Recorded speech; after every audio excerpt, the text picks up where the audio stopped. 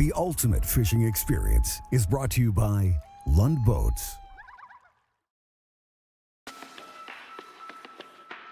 This week on the Ultimate Fishing Experience, we hop aboard with veteran anglers who share their tactics on boat control. First, professional guide Tony Roach shows us how to control drift in the wind for walleyes. It's all about putting the odds in your favor. Next, Dave Sanda shifts into reverse on a back-trolling run for deep weedline crappies. That's a real classic late summer pattern. Then, it's time to fire up the kicker motor with Alex Kessler with trolling techniques for walleyes. Fine-tuned cranking is the key to catching big walleyes in currents.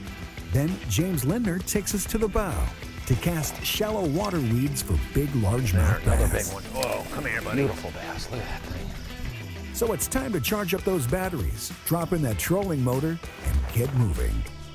From casting to trolling, and from finesse techniques to no-holds-barred power tactics, different forms of boat control strategies excel to get you on the bite. Boat control is a key to being successful throughout the course of a season. There's a bite.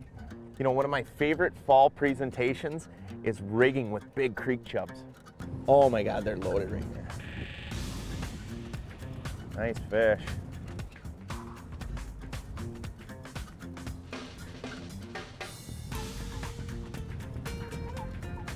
Nice looking walleye.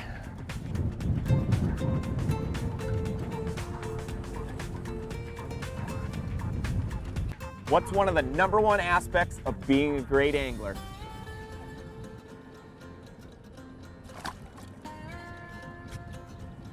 Boat control. The art of presenting your lure or your bait at the proper speed and the proper depth and keeping it there for the longest period of time is what often makes anglers successful. And no matter what type of fishing you like to do, there's an incredible amount of tools on this boat to help you stay on fish. For example, transom mount trolling motor, anchors, drift socks, bow mount trolling motor, even smart craft gauges, talons. The options and tools are endless. We're just live bait rigging big chubs. You know, it's key to rig those chubs through the nostril so you're not killing that bait. The effectiveness of these big minnows is that they swim. And then I'm simply running an 8-pound fluorocarbon leader with about a 6-foot leader and then just a tungsten worm weight. I like the worm weight, especially when I'm running weed edges to ensure that I'm not hooking up on any vegetation. Oh, there's a bite. Oh, he's running at me. There he is. Running at me. They love those big chubs. Man, here he comes.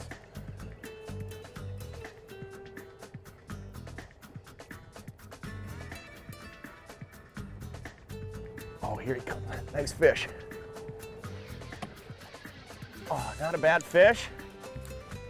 As simple as my presentation, hook, line, and sinker, if it weren't for my speed and boat control, I wouldn't have got that fish. And what I mean by that is I'm drifting sideways to maintain my speed, but I'm also maintaining my depth by back trolling in and out of that break line. I'm ensuring that my bait's in the strike zone as long as possible.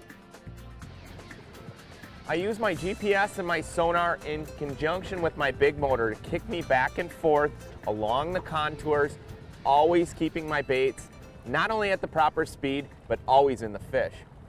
As you can see, this has been a very good spot. I'm just working back and forth along the contour lines as I'm seeing fish.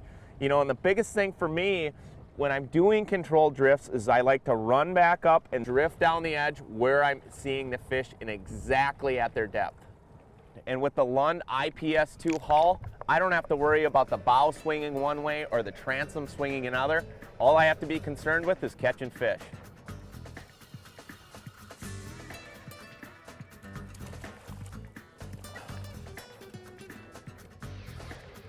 It's all about putting the odds in your favor. The longer you present your bait at the proper speed and the proper depth, the better chance that you're going to get bit.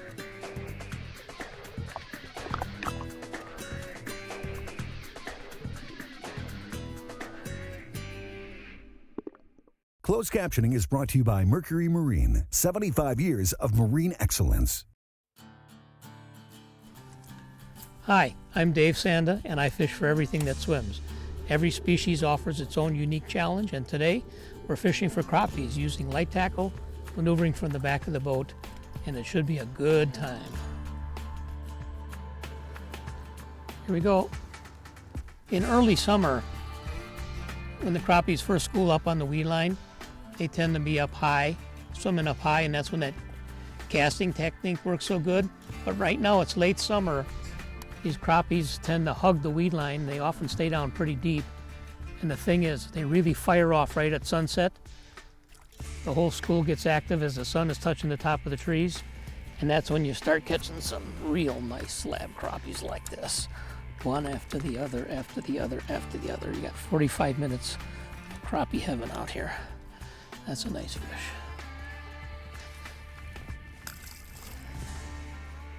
Let's go get 15 more. Time to retie. Notice this simple little assortment of crappie jigs. We have a lot of light colored tubes that imitate little minnow forage, some 32nd and 16th ounce jig heads, and that's really all that you need to catch crappies just about anywhere that they swim. I'm going to stick with chartreuse. Water clarity usually dictates the depth at which crappies suspend. In darker water, 6 to 8 feet might be typical. In clearer water, 12 to 18 feet might be more usual. In general, crappies will suspend about halfway as far down as the weeds grow, at least when they are aggressively feeding. I'm only using 4-pound test, so you want to make sure you've got a good fresh knot. Crappies are an interesting fish. Sometimes they're down near the bottom, especially when they're not really active. A lot of times when you're working a weed line, the fish will be suspended up somewhat, and so it's a good idea to make at least a few casts out parallel to the weed edge or just slightly into the weeds and let it fall slightly and count 1,000, 2,000, 3,000. Jig sinks about a foot per second, and then you just kind of swim it back, trying different levels. Sometimes they might be 6 feet, 8 feet, 10 feet, you never know. One thing's for sure is when they're up high and active, you don't want to be fishing underneath them. You always want your jig to be at or above eye level where they can see it, rise up, and suck that little jig in. You can see right there, I've come up into the weeds a little bit into 13 feet of water. That's not exactly where the fish are, but we're going to come out a little bit deeper. Now we're going to see the outside deep edge of the weeds, right about in 15 feet of water. And there we're getting to the deep edge. And pretty soon we should see no weeds, and hopefully we'll see some crappies on the edge. There's some crappies down near the bottom. Okay, and on this side, you can see that on the depth finder side, and on this side, we've got the GPS and the Lake Master map. You can see this underwater weed island. We got that little wrinkle in the inside corner. Fish patrol along the edge. They come to a corner like that and they linger. It makes it a really high percentage spot for catching numbers of fish. 16 and a half. Little fish, I think.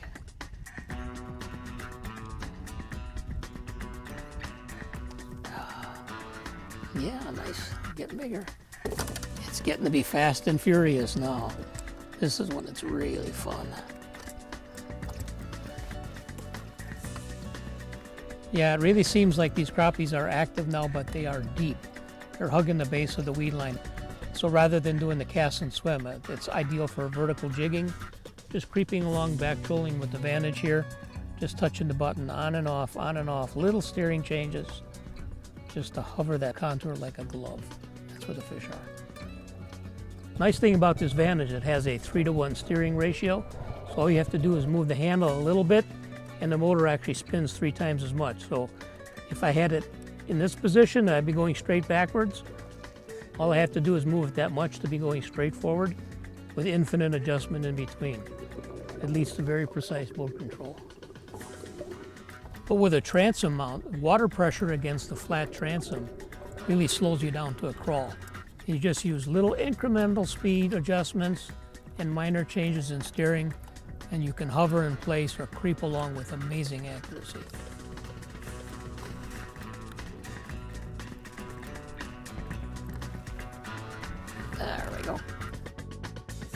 Another nice crappie. Right on the edge, right where he's supposed to be. That's a nicer one. Caught at the witching hour of sunset, back trolling a small jig at the base of the weed line when they got active. That's a real classic late summer pattern. Fishing with the transom mount motor is precision boat control at its finest. Some tactics, on the other hand, require a speedier approach. Yet, as Alex Kessler explains, even when power trolling crankbaits for walleyes, precise speed control is critical to success. What we're doing here, you can see on the graph here, the current's running this way and we're just slipping along the front face. It's a classic spot. There's little current ripples off that little rock there. There's a few more sunken boulders and we're just dragging our crankbaits right along the front face. That's generally where the walleye's position. You're pulling what, a tail dancer right now that would run how deep? Probably on the braid it'll run about 17 to 20 feet and we're running it in 7 to 11 feet. As soon as it hits something, the hooks lift and it always pushes up forward like this, constantly. Very snag-free in shallow water. A lot of people don't know that. That is a huge asset. One of my most important pieces of equipment is my Mercury 99 Pro Kicker. I fished lots of walleye tournaments, and speed is such a big key when you're fishing with bottom bouncers, crankbaits, live bait rigging, and I can really dial in on the particular way we have to fish for that day. Right now we're in fairly heavy current. We're sucked up against the bank. We're looking for shallow, hungry, bigger fish, and I got to keep the speed about 1 mile an hour for our crankbaits to tick the bottom, and it allows us at 1 mile an hour to have a good forward progress where we're covering the area real quick. So the kicker is so important. Once you have the speed dialed in, the crank you're using, the current, calm water, wherever the conditions is, when you have it all together, success. There you go. Fine-tuned cranking is the key to catching big walleyes in current. When we come back, James Linder is going to hop up in the front of the boat, drop the trolling motor, and use shallow water casting tactics to extract big bass from heavy cover.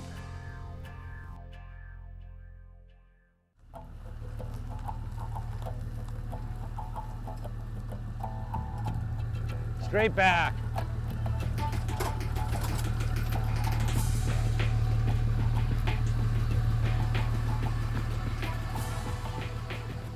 You know, boat control is a really important aspect of any different fishing situation, whether you're fishing for walleyes, panfish, muskies, or largemouth bass, what I'm doing today.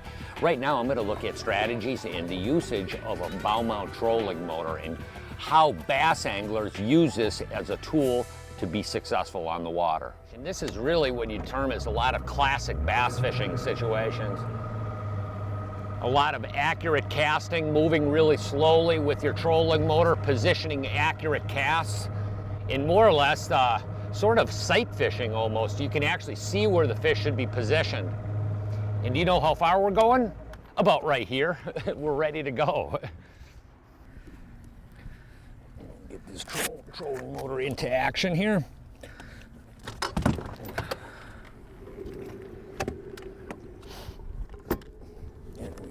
Get things sort of working. You know, any bass angler worth a grain of salt uses a really specific trolling motor, and that trolling motor is a cable drive foot control trolling motor, and there's a really specific reason why bass anglers like this particular trolling motor. I never have to look at the trolling motor to reposition the boat. I can tell that by the angle of my foot and my leg, and I can move along, hold my head high, accurately sight fish and see the specific locations where I want to cast to, and I never have to deal with the trolling motor. I don't look at it at all. That's the key and why bass anglers prefer this type of trolling motor. And for shallow water cover fishing like this, you'll notice that I got buzz baits, swim baits, then I have some what we term as vertical baits, baits that are really precise, accurate casting spots, as well as baits that are more horizontal baits or chase baits that that you can move really quickly. And you're experimenting with different styles of baits to see what the fish are willing to bite. The biggest thing is that those horizontal coverage baits, those high speed baits, are really critical because you get in so many different lakes that you have vast areas of this type of cover, and if you can move along relatively quickly just to isolate an area where the fish are holding, because the fish aren't everywhere in all these spots. Usually you get into a pocket and there'll be a group of fish in that area, and that's what you're trying to find. I haven't been on this lake this year, so I'm sort of still in an experimental process with different lures, trying to figure out what the fish are willing to bite on. As you get out into deeper water, you get off this edge maybe 30, 40 feet, and you get on the deep weed edge, the fish have the tendency to collect together. So that would really determine how you fish. You get off on these deeper edges and you get to fish a lot slower. And the other thing is, once you find them, you have the tendency to find more fish in a really small spot versus you get up in this stuff here and the fish are, you have one fish in this pocket, one fish on a point there, one over there. They're really spread out a lot more. There's one. Oh, another big one. Oh yeah, another horse. Wow. Whoa, come on, buddy.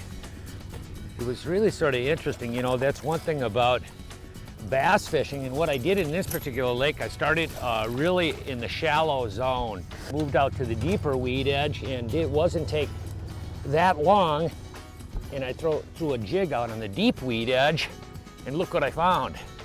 And I would imagine if I do this some more, I'll probably catch some more bass. Boy, but you can tell you one thing, look at that. That's a gorgeous bass. For a northern bass, it's about as big as I catch all year. That's a beautiful fish, no question about it.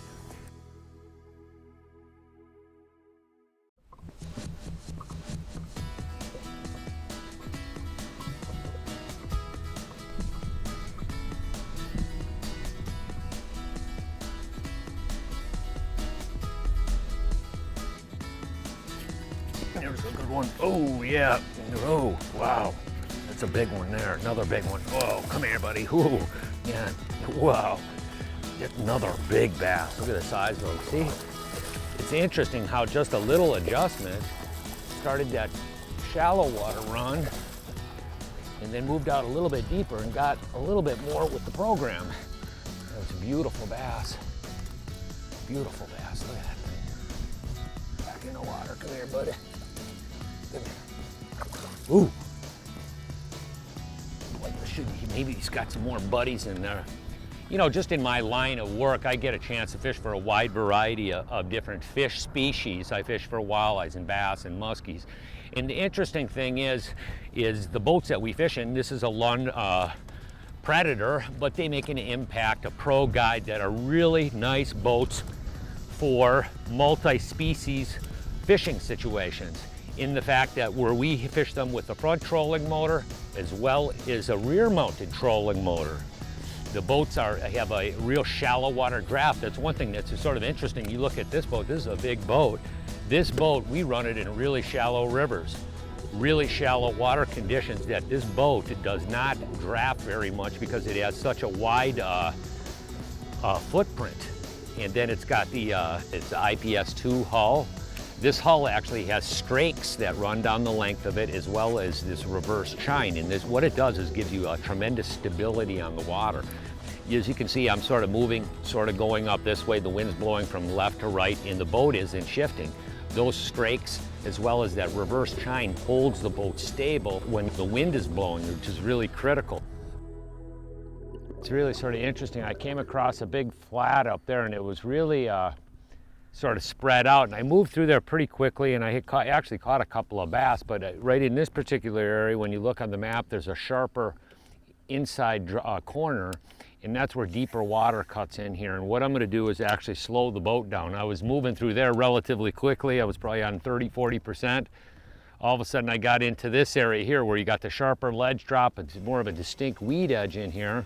I'm going to really slow the boat down to about no movement at all for temporarily, for at least for a number of casts, because this is a real obvious area that would probably collect fish. Ooh. Oh, oh, oh, whoa, whoa, whoa, whoa. There you go. That's a better one there. Look at that little rascal. Look at that. Slowing down. It paid. It worked. And there was one here. See, that's the sort of interesting. That goes to show you, today we got so many different tools to really help us catch fish, and the mapping program is it, you know what I mean? You could actually look at that, see it on the map. This is a really obvious spot that should collect fish. Beautiful bass. We'll get her back in the water. I'm not kidding you, when those guys hit it, whew, these guys really crunch on it really hard. Few bites I've had in here, I mean, it's just unbelievable. You'll be chunked along, nothing, but when you get a bite, boy, you know it. That boy rascal just grabbed it and swam really fast. You really had to reel down and catch up to him. It worked really. There's another one. There's another one. Come here, buddy. Give me another nice one there. See, look at that. Slowed it down. Come here, buddy. That's a good one. Coming in. Come here, buddy. Oh, what a nice bass. Nice bass. Look at the size of that guy there. Look at that. Beautiful. No question about it. When it comes to bass fishing, boat control is critical. No matter if you're fishing deep or shallow, it's an integral aspect of being successful on the water.